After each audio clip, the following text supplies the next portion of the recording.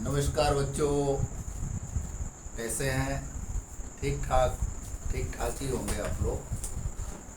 और अपन लोग जो 12th क्लास के मैथ का पहला चैप्टर जो चल रहा है संबंध और फलन का, रिलेशन और फंक्शन का, उसमें रिलेशन का एक लास्ट फंडामेंटल की बात करते ऐसी अपने मन में विचार था कि इस फंडामेंटल को करने के बाद प्रॉब्लम्स करेंगे इससे संबंधित सबसे।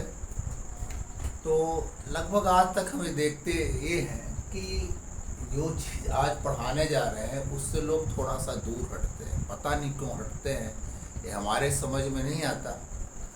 पर ये है कि आप जब आज इसको पढ़ेंगे तो आपको भी लगेगा कि ये बहुत सरल सा विषय है और इसमें कोई समस्या नहीं है। चले शुरू करते हैं।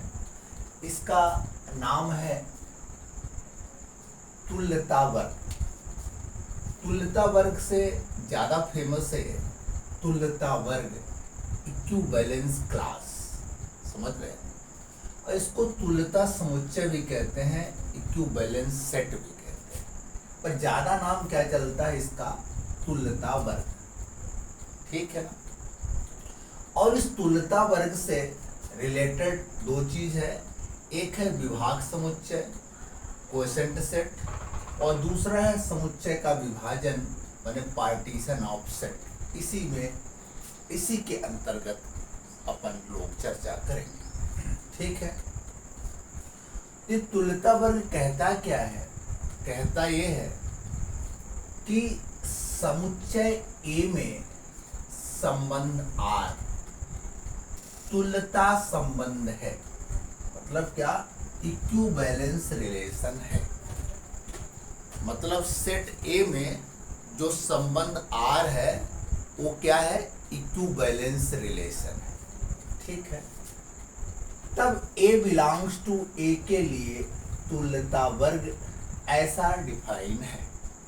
इक्विवेलेंस क्लास कैसे डिफाइन है? इस तरह का डिफाइन है। मतलब कैसे लिखे हैं इसको? हम सेट बिल्डर फॉर्म पे लिखे हैं, ऐसा ये डिफाइन।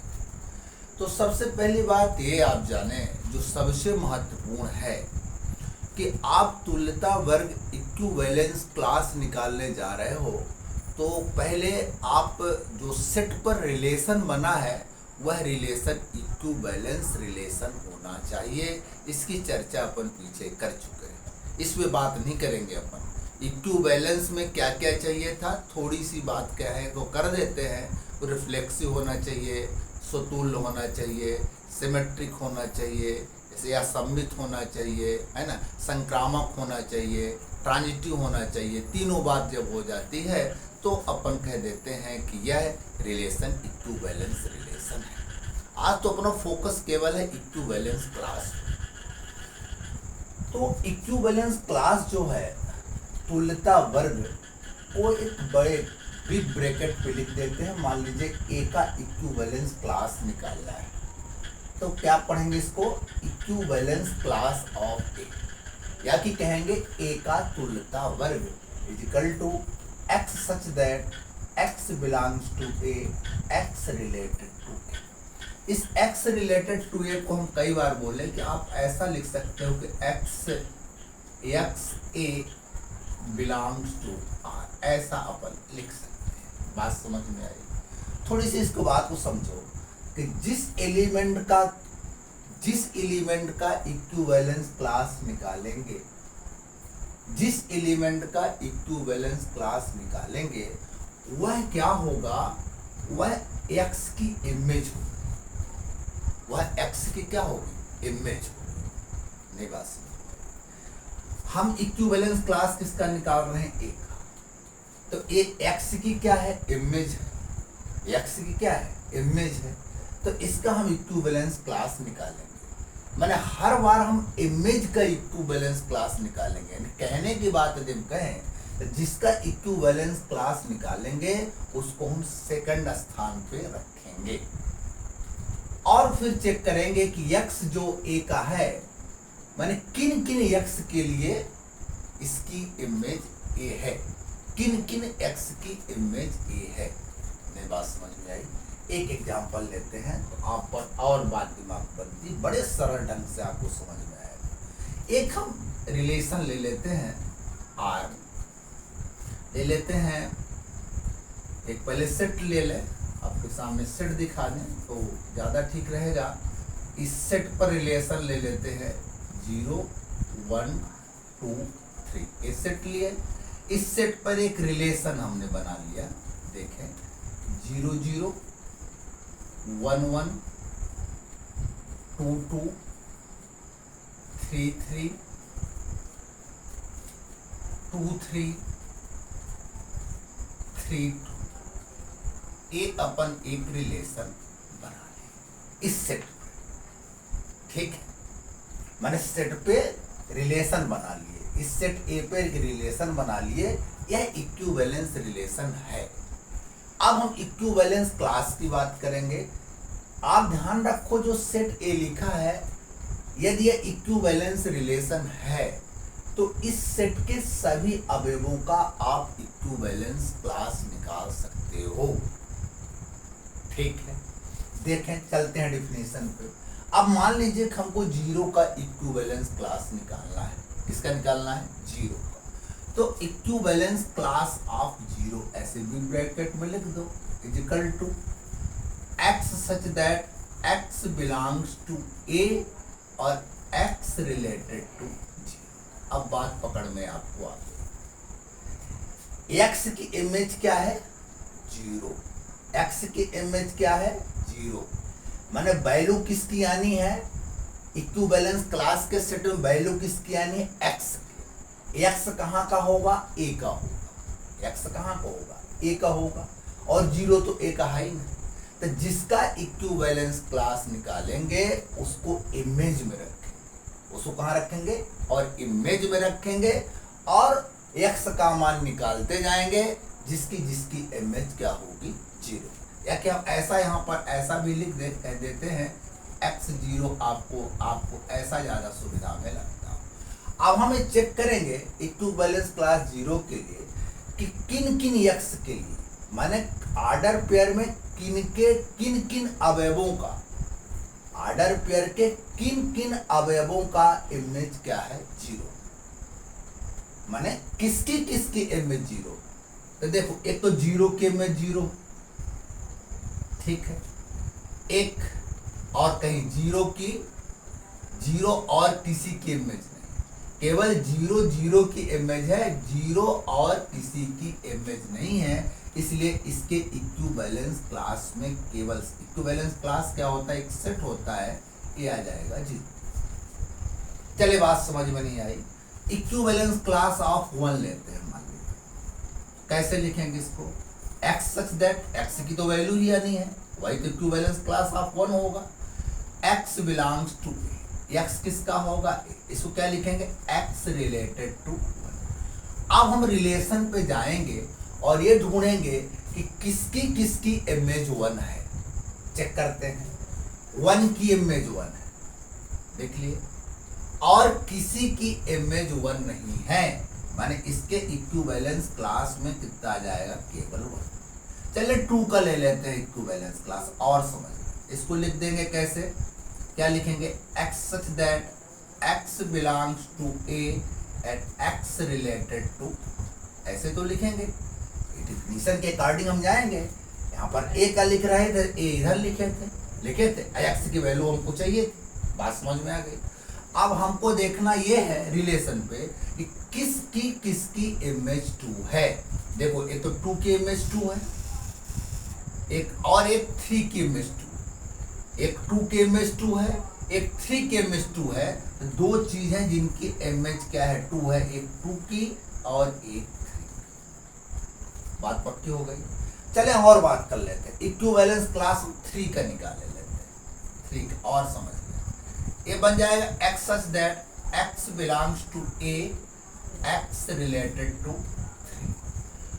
अब क्या देखना है आपको इसके इक्विवेलेंस क्लास में 3 के, कि किसकी किसकी इमेज, रिलेशन में किसकी किसकी इमेज 3 है।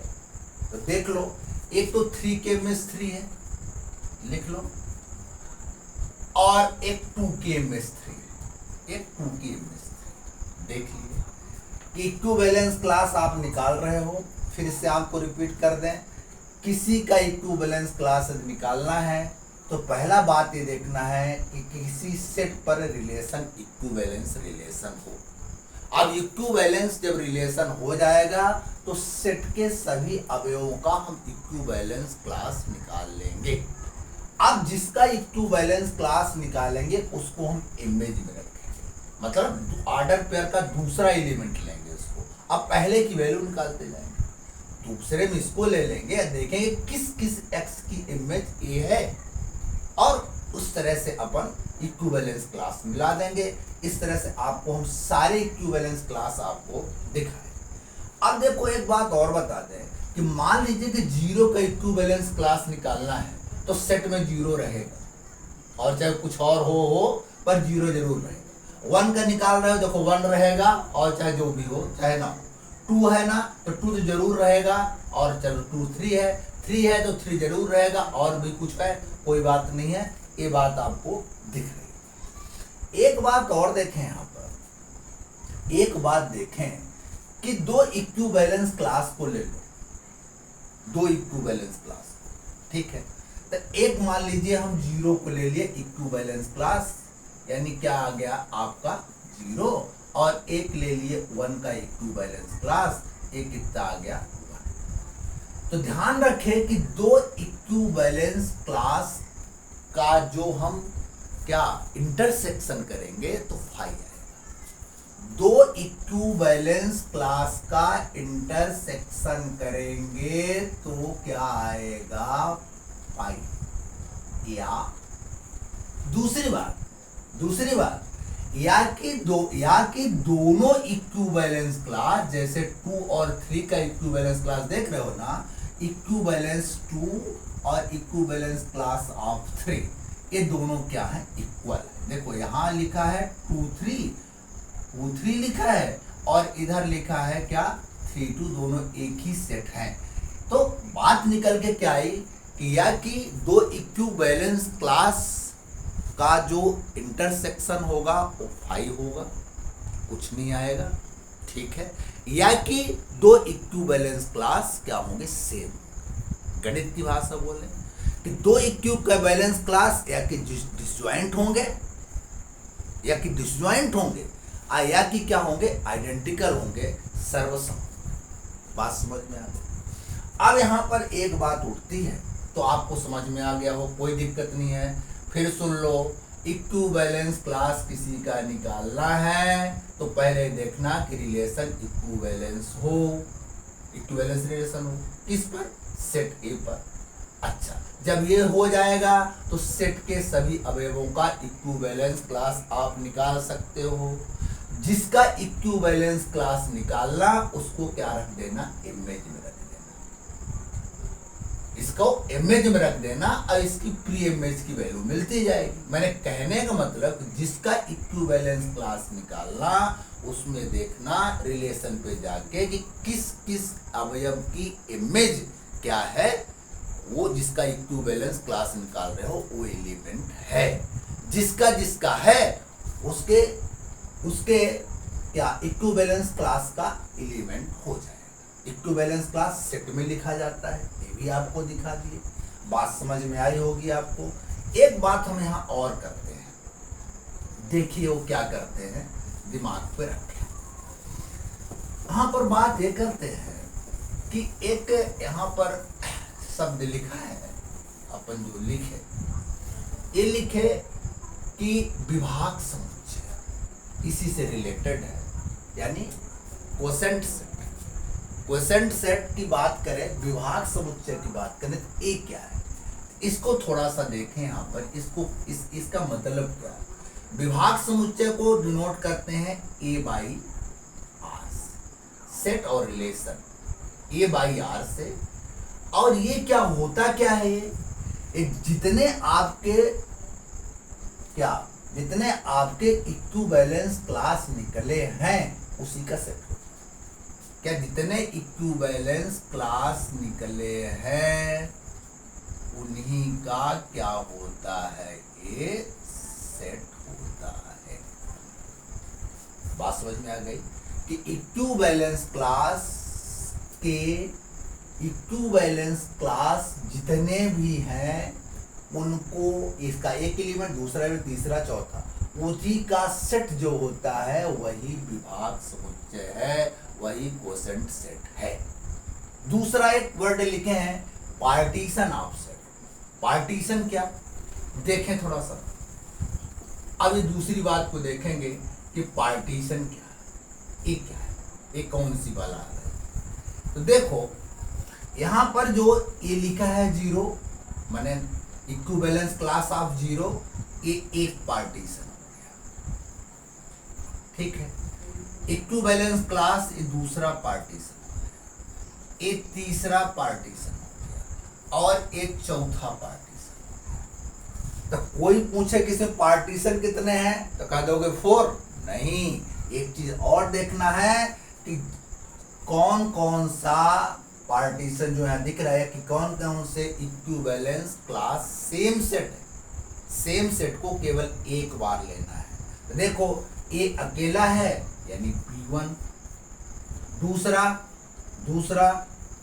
P2, ठीक है, तीसरा और चौथा एक ही है इसलिए इसको एक ही लेंगे P3। तो कोई पूछे कि जो अभी हम रिलेशन बनाए थे उसके पार्टीशन कितने होंगे, कह दोगे कि 3 पार्टीशन होंगे। कितने पार्टीशन होंगे, 3 पार्टीशन। बात समझ में आई। इसकी कितने पार्टीशन होंगे, 3 पार्टीशन होंगे, आप बता दोगे। अब सोचो कि ये जो पार्टीशन है ना, ये पार्टीशन का यदि यूनियन ले लो तो देखोगे कि सेट ए मिल जाएगा।